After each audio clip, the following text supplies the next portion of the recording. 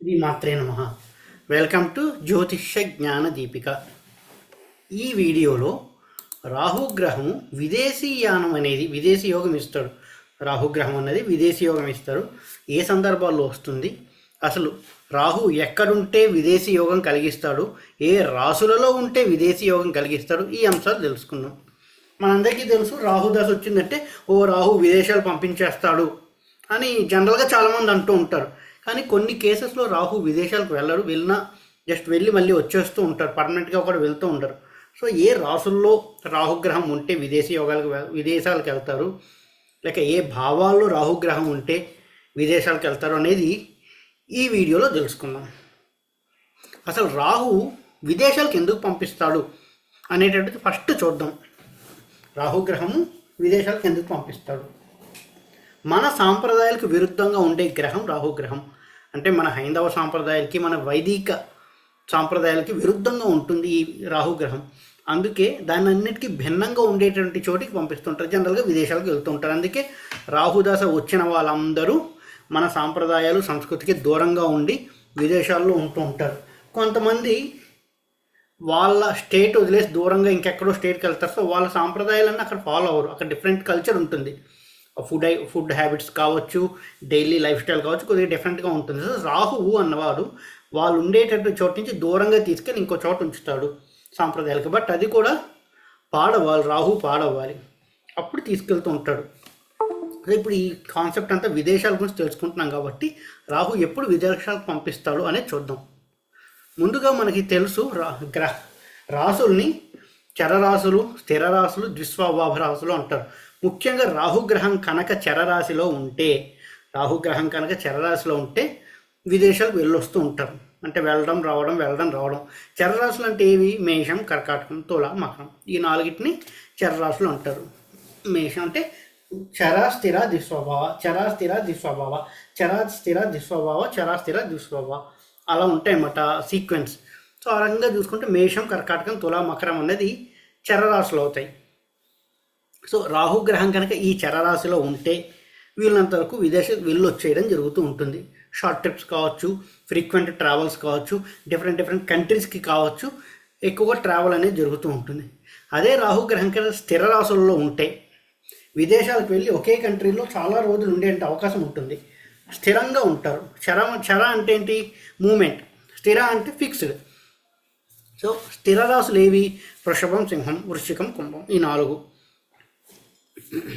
So రాహుగ్రహం కనుక వృషభంలో, సింహంలో, వృశ్చికంలో, కుంభంలో ఉంటే విదేశాలకు వెళ్ళి కొన్నాళ్ళు అక్కడే ఉండే అవకాశం ఎక్కువగా ఉంటుంది. చరరాశిలో ఉంటే వెళ్తుంటారు, వస్తుంటారు, ఏదో వెళ్ళడం రావడం, మళ్ళీ ఇంకో కంట్రీకి వెళ్ళడం రావడం, ఈ విధంగా జరుగుతూ ఉంటుంది.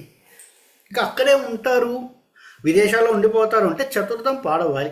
చతుర్థం అంటే ఏంటి? మదర్ల్యాండ్, మన సొంత కంట్రీ. మదర్ల్యాండ్ పాడైతే అప్పుడు విదేశాలకు వెళ్ళి సెటిల్ అయ్యే అవకాశం ఉంటుందంటే 4th లార్డ్ 12th లార్డ్తో కంజైన్ అవ్వడము, లేక 4th లార్డ్ రాహుతో కలిసి ఉండడము, లేదా 4th లార్డ్ వెళ్ళి 12thలో ఉండడము, ఇలా కనుకుంటే పాడైతే 4th లార్డ్ 8th హౌస్లో ఉండడం పాడైపోతే అప్పుడు చతుర్థం పాడైంది అని చెప్పొచ్చు. చతుర్థం అంటే మదర్ల్యాండ్ కాబట్టి అది పాడైతేనే విదేశాలకు వెళ్తారు.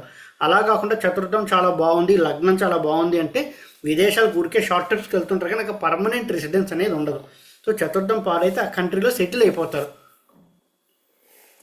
ఇక ఇప్పుడు రాసులు, చరరాశి, స్థిర రాశిని తెలుసుకున్నాం, అక్కడ ఉంటే ఇలా జరుగుతుంది అనేసి. అసలు రాహు ఏ భావంలో ఉంటే మనము ఫారిన్కి వెళ్తామనే అంశం ఇప్పుడు తెలుసుకున్నాం. రాహు తృతీయంలో ఉన్నారనుకోండి, షార్ట్ డ్యూరేషన్ అంటే వెళ్తారు, కొన్ని వారాలు, కొన్ని నెలలు ఉంటారు, వచ్చేస్తారు. B1 వీసా మీద వెళ్తారు. అమెరికా అనుకోండి, ఎగ్జాంపుల్ అమెరికా అనుకోండి, B1 B2 మీద వీసా మీద వెళ్తారు, వచ్చేస్తుంటారు. సో రాహుగ్రహం కనుక తృతీయంలో ఉంటే షార్ట్ డ్యూరేషన్ కోసం వీళ్ళు వస్తుంటారు. తృతీయం అంటే ఏంటి? ఫ్రీక్వెంట్ ట్రావెల్స్, ఫాస్ట్ మూమెంట్, ఇవన్నీ వస్తాయి. అంటే వెళ్తారు, వచ్చేస్తారు, ఫాస్ట్గా ఉంటుంది ఈ తృతీయం అన్నది. సో రాహుగ్రహం తృతీయంలో ఉంటే ఈ విధంగా ఉంటుంది. అదే రాహుగ్రహం కనుక 9th హౌస్లో ఉంటే చదువుకోవడం కోసం విదేశాలకు వెళ్ళి అక్కడే చదువుకుని ఉద్యోగం చేస్తూ కొన్నాళ్ళు ఉండిపోతారు. Long distance travel, 9th house అంటే లాంగ్ డిస్టెన్స్ ట్రావెల్. 9th పాడవుతుంది. రాహు కనుక 9thలో ఉంటే ఒక రకమైన దోషం అని చెప్తూ ఉంటారు. సో అటువంటి వాళ్ళకు కూడా విదేశీ అవకాశాలు వచ్చే అవకాశం ఎక్కువగా ఉంటుంది, వెళ్ళి అక్కడే ఉంటారు. అది ఎగ్జాంపుల్గా చెప్తున్నాను, వేరే కాంబినేషన్స్ కూడా చూసుకోవాలి. రాహు దశ వచ్చినప్పుడు ప్రత్యేకంగా ఇవి జరుగుతూ ఉంటాయి. ప్రత్యేకంగా రాహుదశ వచ్చినప్పుడు ఇవన్నీ రిజల్ట్స్ బయటకు వస్తాయి. సో రాహు తృతీయంలో ఉన్న షార్ట్ డ్యూరేషన్ కోసం ఫారిన్ వెళ్తారు. రాహు 9th ఉన్నాడు అనుకోండి, ఉన్నత విద్య కోసం వెళ్ళి అక్కడ చదువుకుని ఉద్యోగం చేస్తారు, లేదా ఇక్కడే ప్రమోషన్ మీద ఇంకో కారణం చేతనో అక్కడికి పంపిస్తారు విదేశాలకు కంపెనీ వాళ్ళు. అక్కడే ఉండి కొన్నాళ్ళు వర్క్ చేయడం అనేది జరుగుతుంటుంది.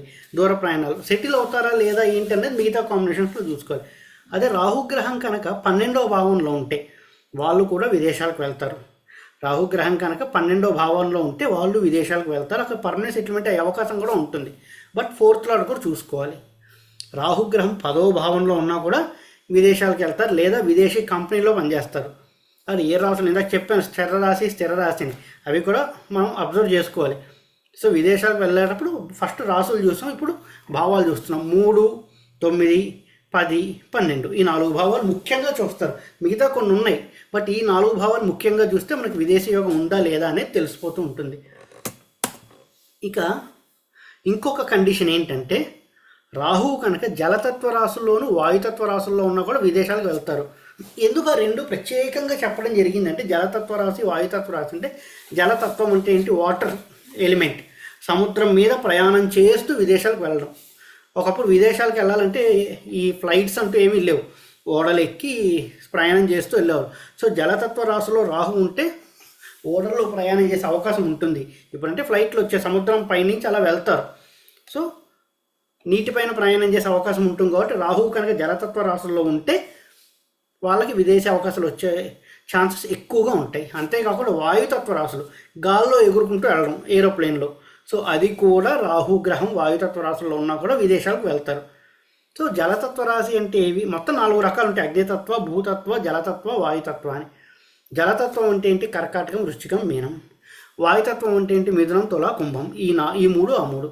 సో రాహు కనుక కర్కాటకం, వృశ్చికం, మీనంలో కానీ, మిథునం, తుల, కుంభంలో కానీ ఉంటే ఫారిన్ వెళ్ళి సెటిల్ అవ్వడం కానీ, ఫారిన్ ట్రావెల్స్ ఫ్రీక్వెంట్ చేయడం కానీ జరుగుతూ ఉంటుంది.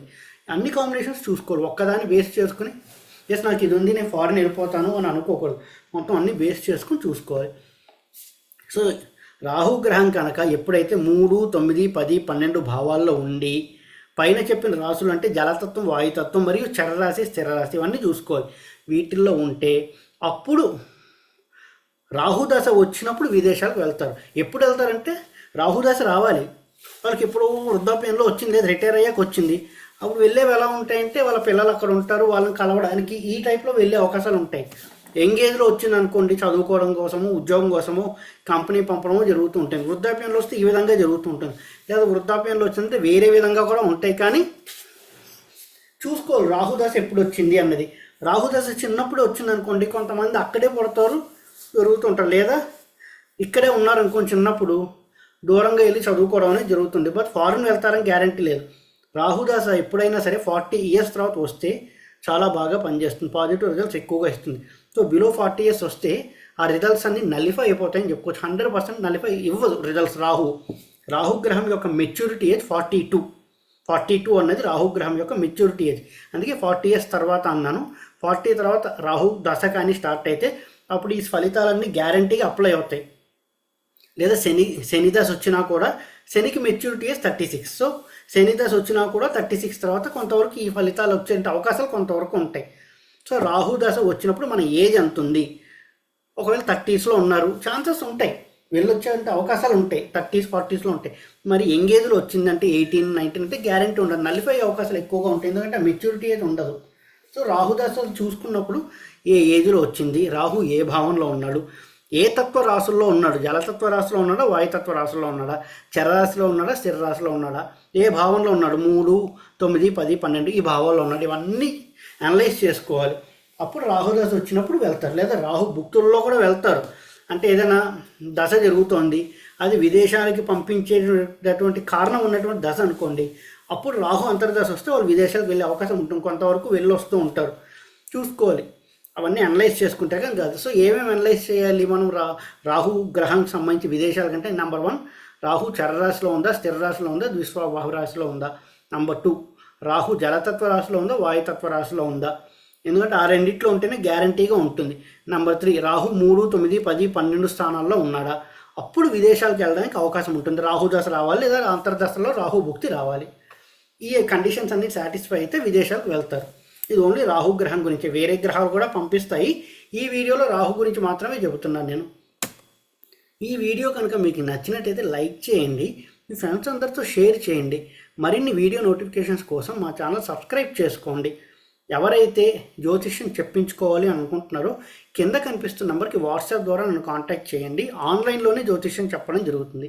ఎవరైతే ఆస్ట్రాలజీ నేర్చుకోవాలి అని అనుకుంటున్నారో వాళ్ళు కూడా కింద కనిపిస్తున్న నెంబర్కి వాట్సాప్ చేస్తే ఆన్లైన్లోనే జ్యోతిష్యం నేర్పడం జరుగుతుందండి. ఓం నమో నారాయణ.